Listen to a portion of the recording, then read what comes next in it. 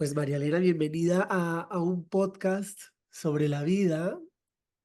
Me parece que cuando se trata de la vida es algo que se da como por sentado, pero es algo lleno de aristas que no siempre nos detenemos a analizar o a plantearnos, sino hasta que la situación está patas para arriba, hasta que no se hace el nudo, uno no entiende por dónde viene y por dónde sale la pita.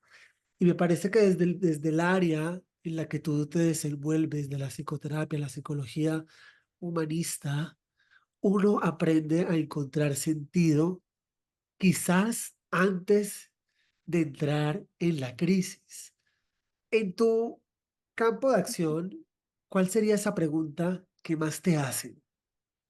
Creo que es complejo porque siento que las preguntas están como muy conectadas con las mismas acciones que ellos tienen en su día a día, pero yo creo que es el afrontamiento, ¿no? O sea, cómo afrontar X o Y situación. Además del afrontar, siento que es muy frecuente que queramos también saltarnos el proceso, de Total. vivir este proceso que nos lleva a cerrar ciclos, a culminar situaciones, porque conlleva también dolor. ¿Cómo podemos definir el duelo? El duelo es un proceso natural que vivimos todos ante una pérdida y no necesariamente tiene que ser una pérdida de muerte, de que perdamos a alguien porque murió, sino que se da de muchas formas.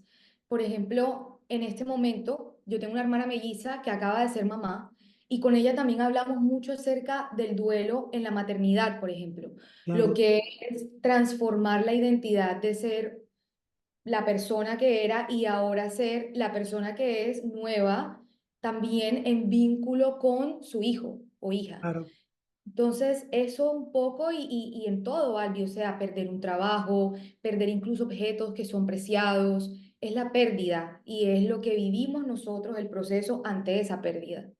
O sea, ¿será que somos intolerantes a la palabra duelo? ¿La tenemos satanizada?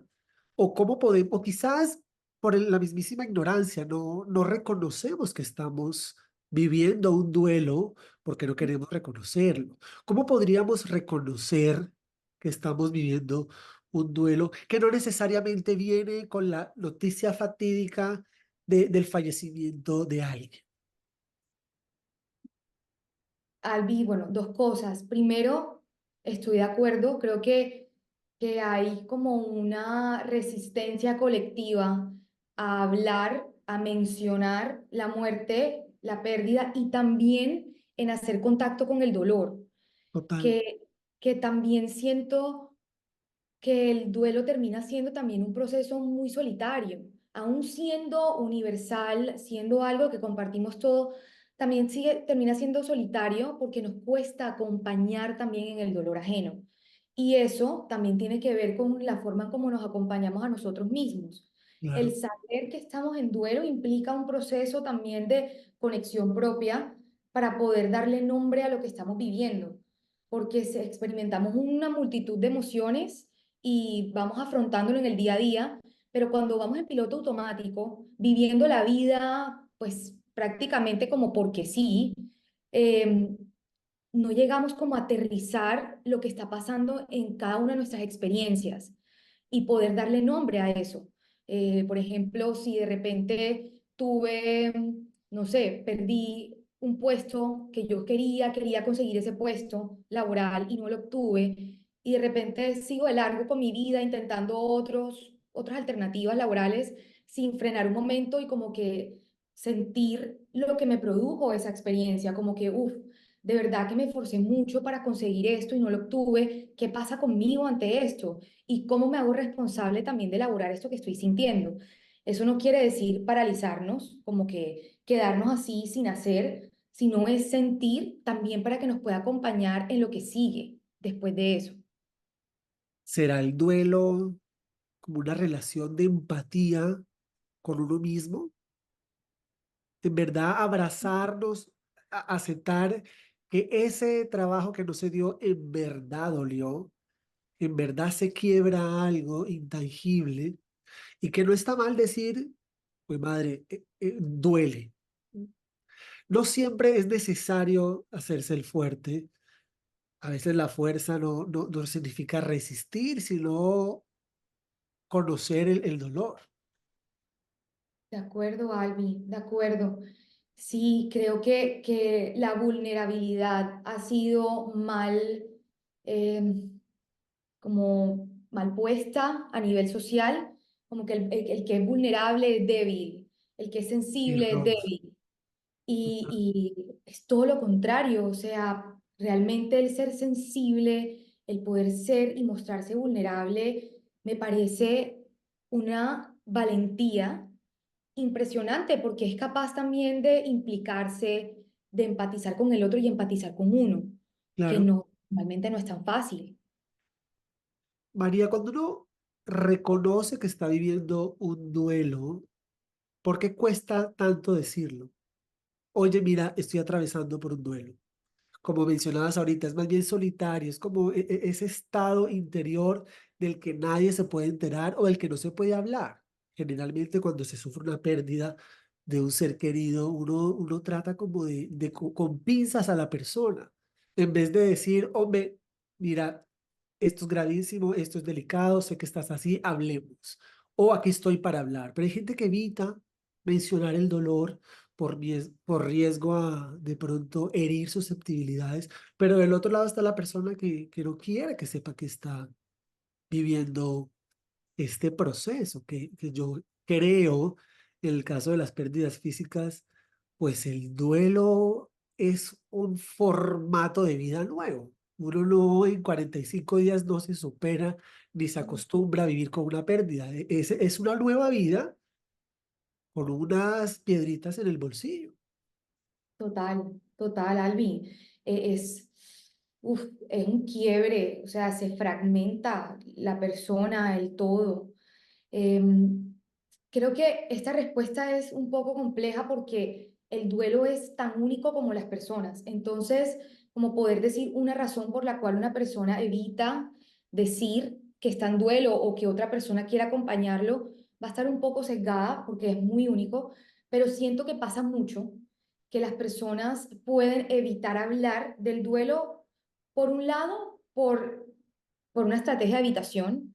Si yo no hablo, no existe, porque es que hablar del duelo es revolver, es tocar la herida.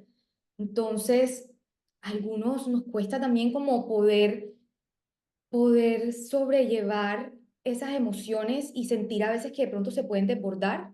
Claro, Entonces, creo que está como esta estrategia de evitación.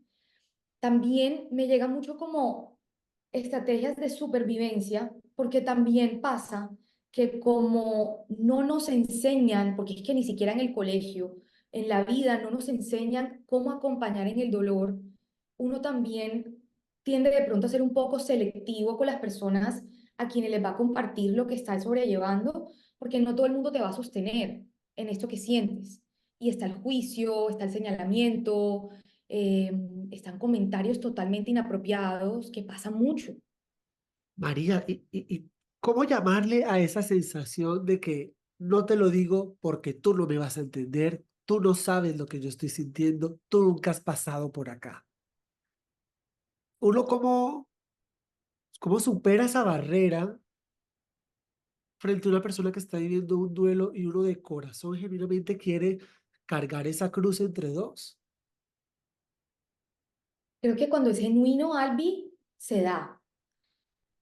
Creo que cuando realmente la persona en duelo siente que la otra persona va a conectar con ella y le va a ofrecer un espacio seguro para poder compartir, creo que naturalmente se da, porque el dolor de una pérdida es tan grande que parece como si quisieran salir letreros de lo que está pasando, de lo que uno está viviendo por dentro.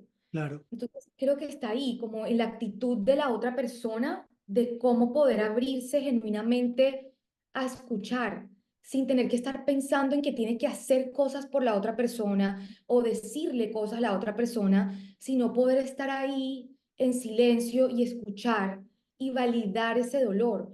Porque es que el validar, Albi, empieza, es como, hace parte del proceso de sanación. Una persona claro. que está en duelo es necesita eso, esa mirada de como estoy aquí, te entiendo, no estoy viviendo lo que tú vives, pero puedo conectar con ese dolor que tú estás sintiendo.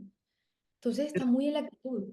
¿Será que el reflejo que tenemos todos de correr a curar la herida, a levantar al caído, a distraer al que está llorando con un chiste, refleja que en realidad no estamos familiarizados con la mortalidad?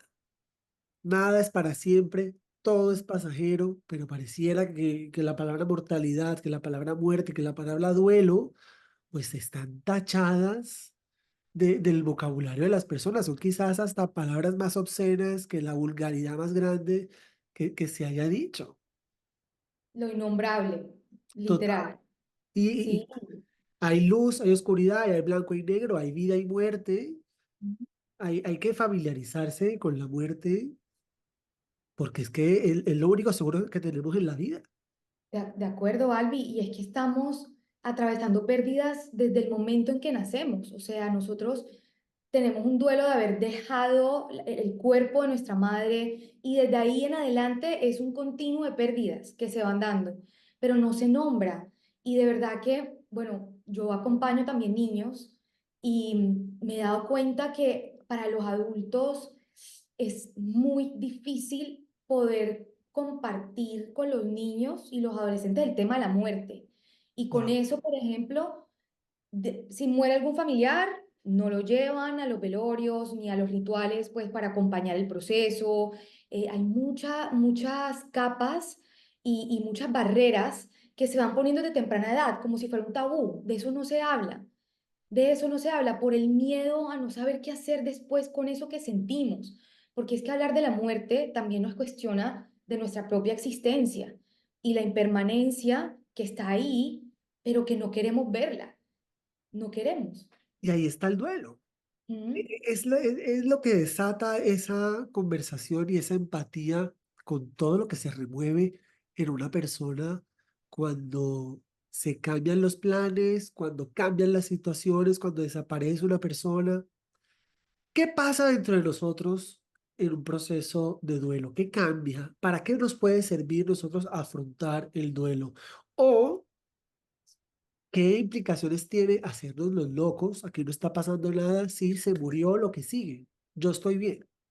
Uf, me parece súper importante esa pregunta, Albi, precisamente como para desmitificar todo lo que hay alrededor del duelo y poder darle nombre a lo que se vive. Bueno, para mí es muy difícil desligarme en este encuentro contigo, desligarme también de mi propia historia, porque yo Claro. estoy atravesando un duelo. Mi mamá falleció hace un año, el 31 de marzo, de un cáncer. Y, y siento que ha sido una experiencia muy bonita también para poder reconocer las virtudes que hay atravesar este proceso y darle también sentidos distintos. Yo en el primer año, o sea, ella cumplió años el 29 de enero, fue el primer cumpleaños que no estaba aquí físicamente conmigo, y yo lo que hice fue venirme a mi consultorio y trabajar con arteterapia como para liberar un poco realmente este dolor que estaba sintiendo y el vacío y como poder hacer contacto realmente y exteriorizar. Y empecé a poder elaborar a través de diferentes materiales una casa en donde intenté poner en palabras esto que sentía y es que cuando se muere una persona, lo más común que pase es que la base de nosotros se desestabilice completamente. Es importante resaltar que el duelo también está muy enmarcado por el tipo de relación que teníamos con la persona y por el tipo de muerte también que se dio. Entonces, esto también va a marcar un poco un poco no, bastante lo que sigue en el proceso de duelo, pero para mí es como una fragmentación, un quiebre completo de la identidad.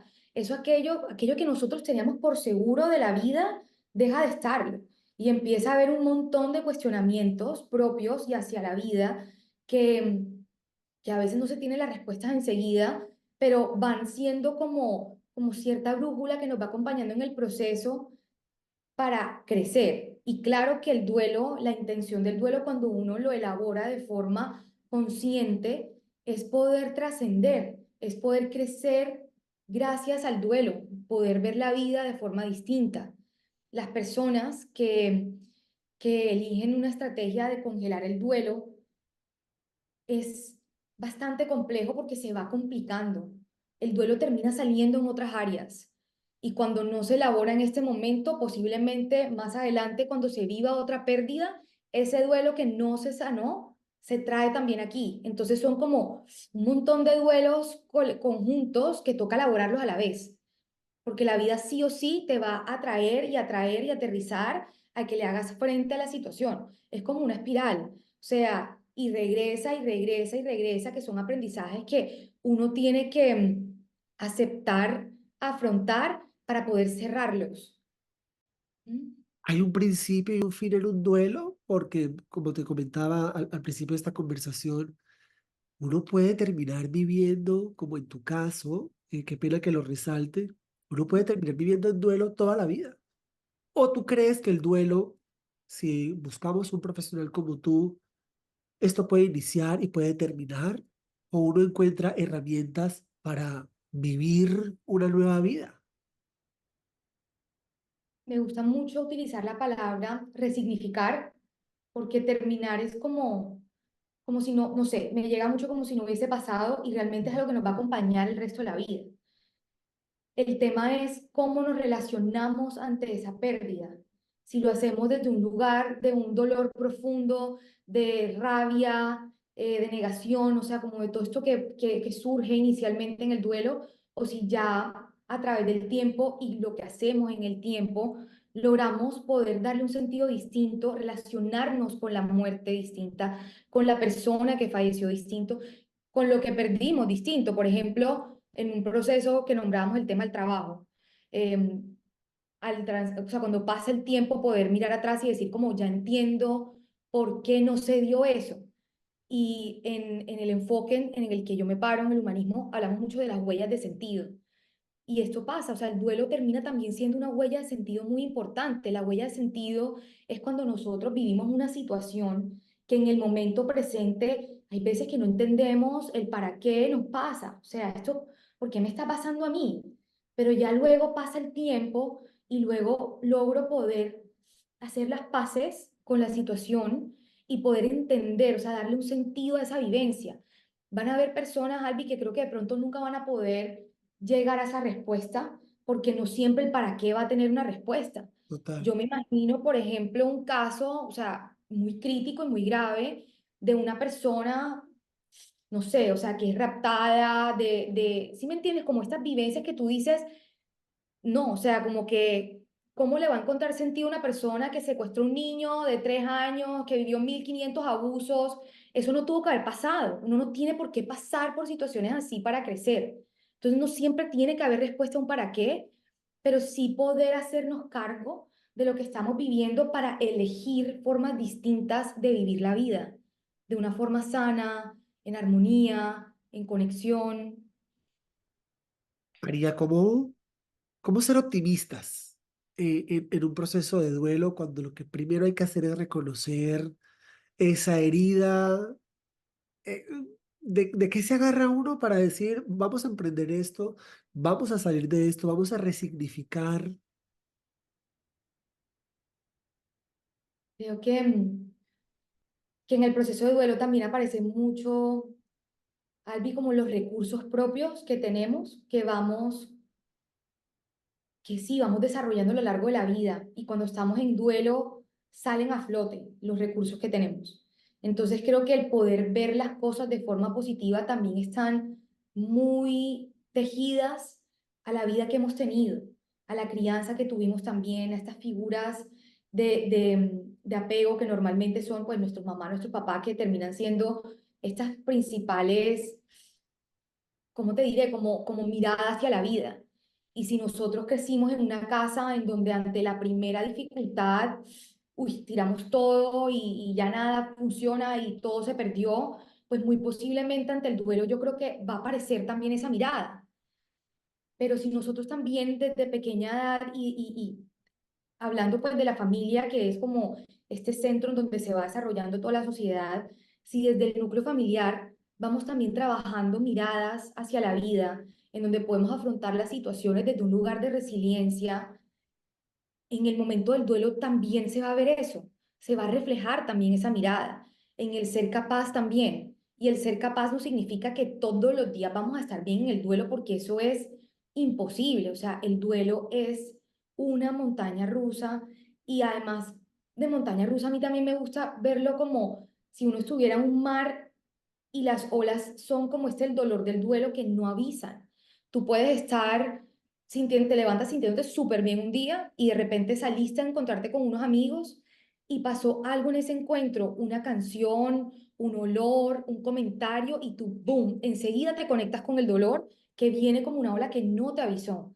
Y es cómo poder recibir esa ola sin que te tumbe, sino poder recibirla bien enraizado. ¿Esto del duelo es un asunto de resiliencia o es un asunto de humanidad? O sea, ¿es valiente una persona que sobrelleva un duelo o es simplemente un ser humano común y corriente?